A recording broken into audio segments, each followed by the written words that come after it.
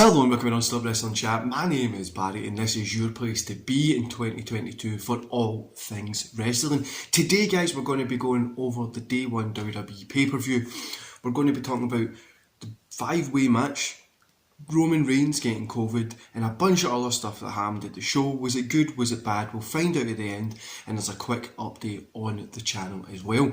So I'm going to hit the intro, it's going to get rolling, I'm going to jump in that hot seat, so you wait your couple of seconds, watch that intro with some cool music, and I'll be right back.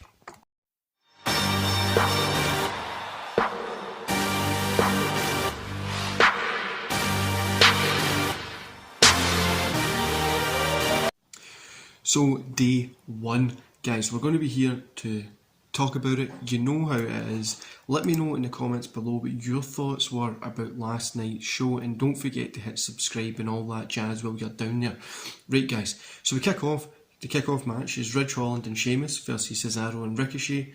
Holland Sheamus gets the win. I'm going to give this a 1 star. The reason they're not pushing Cesaro and Ricochet, I still don't have a clue. These two guys are great. We've seen the match that Cesaro had at the pay-per-view with Roman, so we know that he can do it, but I don't get it, and I don't know why. But it was okay. The injury in this was a little bit brutal, but apart from that, it was an alright opener. So starting the actual show, so the commentating team actually keep calling this a premium live event, which I was really confused about. Can we not just say pay-per-view, make it sound a wee bit cooler, but it's a premium live event, PLE. Anyway, and also we get talked about Roman COVID. Obviously it was announced on Twitter and stuff like that as well. So we know Lesnar's going to be in that match, the Fatal 5-way. Fatal 5-ways are worse than Fatal 4s the majority of the time. But I think it would be, well, I already know this, but I'm telling you now, I think it's going to be cool. The opening match, Smackdown Tag Team Championship match, Usos versus New Day. Usos get the win, 3 stars. This was probably my match of the night. We have seen this a million times, but when you go out there and you're at wrestlers' work, they put on a good wrestling show, surprisingly. The 3D finish was a little bit weird for me, because it just, I don't know, I didn't get why it was there, but I enjoyed this. I thought it was really good. I don't know where they're going to go with New Day next. I don't know what they're going to be moving them onto. Like I said, I would like to see them maybe break up a little, but I know they want to stay together, so we need to see how it goes. Drew McIntyre and Madcap Mouse. Drew gets the win. I'm not rating this. This was probably the worst match of the night, and there was no reason for this to be on a pay-per-view. In the Raw Tag Team match, Street Profits versus RK Bro. RK Bro gets the win. I'm going to give this a 2 stars. You know, the finish to this one was pretty much the same as the first tag match, just without the cool action within the match. It was okay, it was nothing special, but RK Bro was always going to get the win on this one. Miz versus Edge. Edge gets a win here, 2.5 stars. I really enjoyed this one. I think it was cool. I would like to see it end here, but I know we had the thing at the end with Beth Phoenix and stuff like that, which you can smell the mixed tag match in the air, can't you? But I hope we don't. I hope they don't keep this going for another month. I would rather see this be over and done with and let Edge and Miz move on to face somebody else. Edge versus Damian Priest maybe, and Miz goes on to, I don't know, help him go on to get beat the shit out by Drew McIntyre just to give him something to do. The Raw Women's title match, we get Becky Lynch versus Liv Morgan. Lynch gets a win, 3 stars in this. A couple of mess ups here and there, but you always knew Lynch was going to get the win on this one. Morgan, for me, still feels that she's out of her depth here. She feels that she isn't at that main level yet. That's no taking anything away from her. She definitely deserves to be there. I just feel she's got a little bit of time to grow into that position.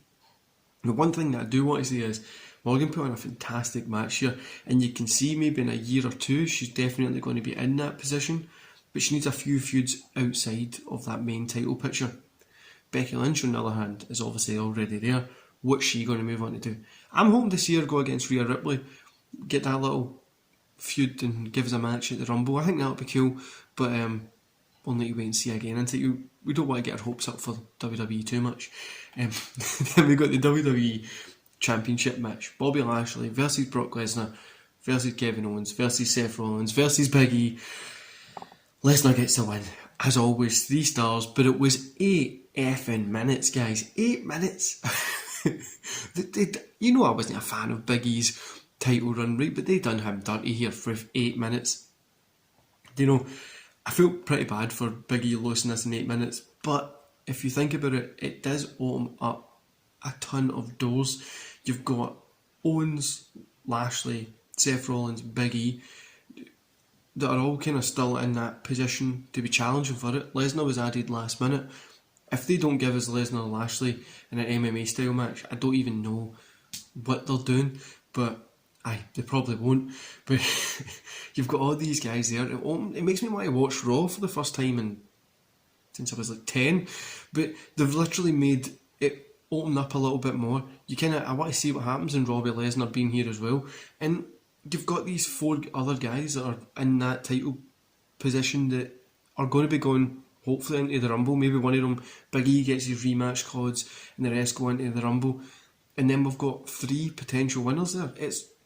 They've opened it up pretty nicely for the Rumble, and I enjoyed this one. I was happy about it, but the 8 minutes was a bit shite. Overall, 3 stars for this show. I enjoyed it from top to bottom. I thought it was fun. It was a fun watch. Now, Lesnar and Lashley need to face each other in an MMA style match, a submission match or something. Put it on Mania, put it at the Rumble, whatever. It'll probably be match of the year.